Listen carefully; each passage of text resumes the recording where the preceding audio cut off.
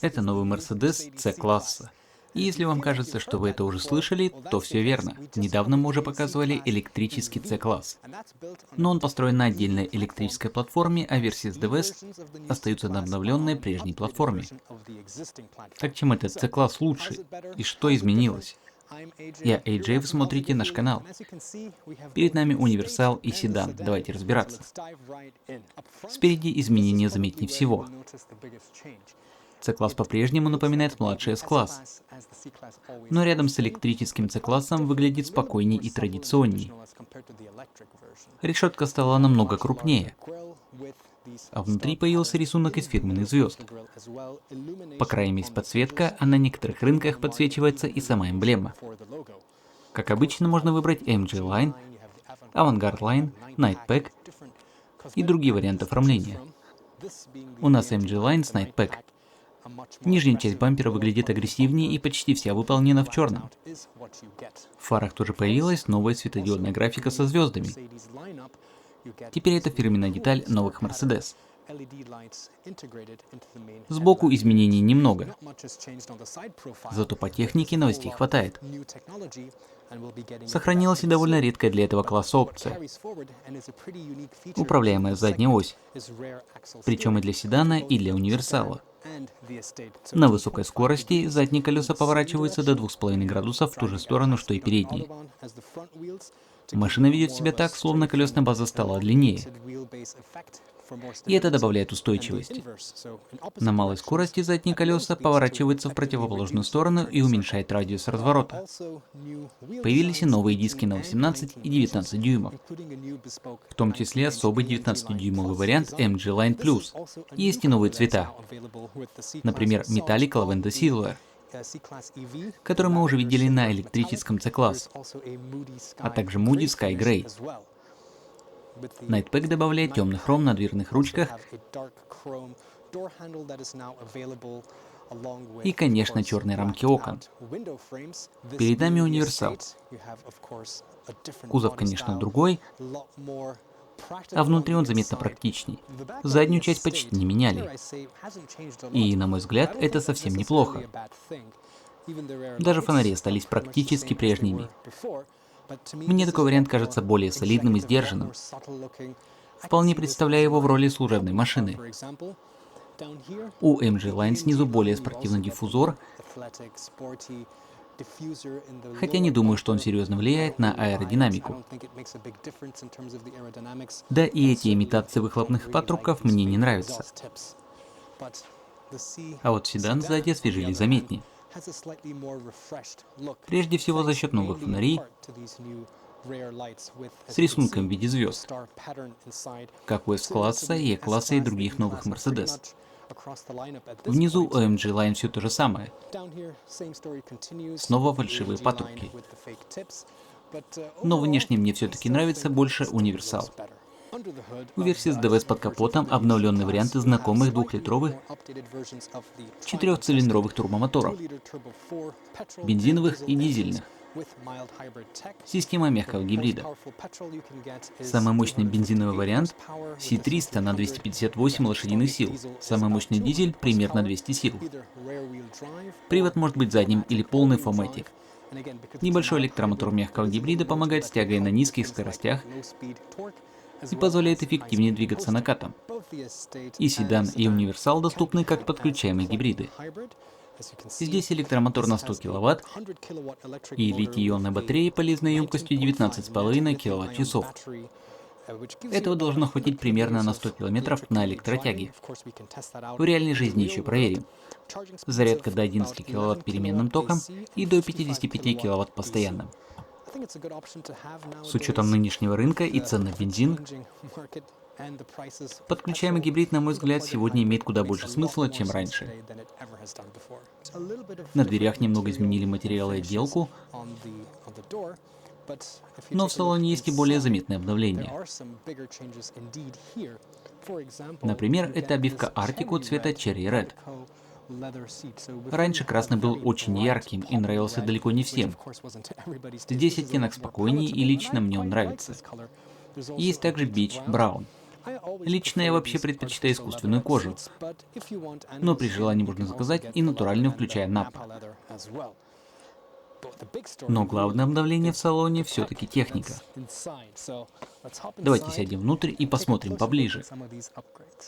Все очень знакомо, и мне здесь по-прежнему нравится. И я люблю интерьеры Mercedes за внимание к мелочам, особенно за работу с подсветкой. Но одно изменение радует больше всего. На руле снова появились нормальные клавиши-качельки, ролики и больше физических кнопок для круиз-контроля и мультимедиа. Я уже видел такой руль на новом CLA, который успел протестировать, и очень рад, что кнопки возвращаются. За это однозначный плюс. Новая мультимедийная система теперь работает на MB.OS. В нее интегрированы сервисы Google, есть и функции и обновления по воздуху.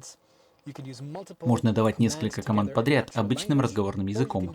Или просто сказать «Привет, Mercedes».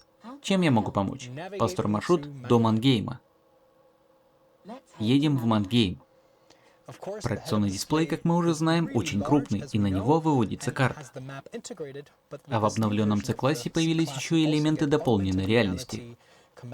Выглядит эффектно. Есть и несколько новых приятных мелочей. Например, можно выбирать разные темы оформления. Вместе меняется атмосферная подсветка, фон экрана, интерфейс мультимедиа и приборная панель. У некоторых тем есть даже собственные звуковые профили. Так что все это можно настроить под себя. Еще одна новинка — камера. С ее помощью можно подтверждать лицом покупки и платежи в приложениях. А когда машина припаркована, проводить видеозвонки. Сама камера находится вот здесь. Диапазон регулировок сидения и руля большой, поэтому удобную посадку найти легко. Я бы настроил кресло примерно так. И, как видите, над головой места хватает даже с панорамной крышей, которая здесь, кстати, полностью открывается. Места для мелочей тоже организованы неплохо. Большие карманы в дверях, а бардачок открывается плавно. Внутри отделан мягким материалом и имеет отдельную полку. То есть это не просто одна большая пустая ниша. Удобно. И бардачок еще можно запереть. Колесная база у седана и универсала одинаковая, но кузова, конечно, разные. Поэтому сзади в седане над головой чуть меньше места. Посмотрим, насколько это заметно. Садиться удобно. Проем достаточно большой, сильно пригибаться не приходится. Но это все-таки не кроссовер, так что садиться приходится ниже. Переднее кресло настроено примерно под меня. Мой рост 173 сантиметра. И за собой я сажусь с хорошим запасом для ног. Ступни свободно помещаются под передним сиденьем. Я обычно сижу довольно низко, а если водитель поднимет кресло выше, места там станет еще больше. Здесь есть мягкие накладки, а сзади можно добавить еще 2 зоны климат-контроля. Это опция. Хорошо, что для задних пассажиров вообще предусмотрена отдельная консоль. Есть 2 места с креплениями Isofix. И мне особенно нравится, как сделаны сами крепления. Заглушки просто отгибаются внутрь, их не нужно полностью снимать. Я недавно стал отцом, и уже знаю, съемные заглушки Isofix очень легко потерять. А здесь все продумано чуть лучше. Одна часть мягкая и прорезиненная, другая жесткая, поэтому заглушка просто фиксируется внутри. Да, я слишком долго говорю про Isofix, но именно такие мелочи отличают премиальный автомобиль. Все решает внимание к деталям. Запас над головой здесь минимальный. Потолка я не касаюсь. Но если вы выше меня, например, как Томас, около 183 сантиметров, места уже может не хватить. Небольшая стеклянная вставка в крыше делает салон визуально просторнее и светлее, так что в целом все не так плохо. И еще раз про климат. Все основные настройки находятся на сенсорном экране. Быстрый доступ к основным функциям всегда остается внизу, а более подробные настройки открываются отдельным меню. Я все равно предпочитаю настоящие физические кнопки, но такое управление используется уже давно. Я с ним смирился. А вы? Теперь универсал. Больше ли здесь места над головой? Да. Хотя в седане с этим не было серьезных проблем. Здесь места все же чуть больше, а панорамная крыша заметно крупнее. И вот это, пожалуй, ощущается сильнее всего. Салон кажется гораздо более воздушным. То есть по факту прибавка в сантиметрах небольшая. Главное отличие именно в ощущении простора по сравнению с седаном. Как и следовало ожидать, седан не такой практичный, как универсал. Здесь по высоте около 38 сантиметров. Одна из причин – батарея подключаемого гибрида под полом. Поэтому места по вертикали не так много. Чемодан сюда поместится. Сам багажник довольно длинный, а спинки складываются в пропорции 40-20-40. Почти в ровный пол. Остается лишь небольшой перепад. Так что, например, мебель из IKEA перевести можно. Но если практичность действительно важна, универсал, конечно, подходит гораздо лучше.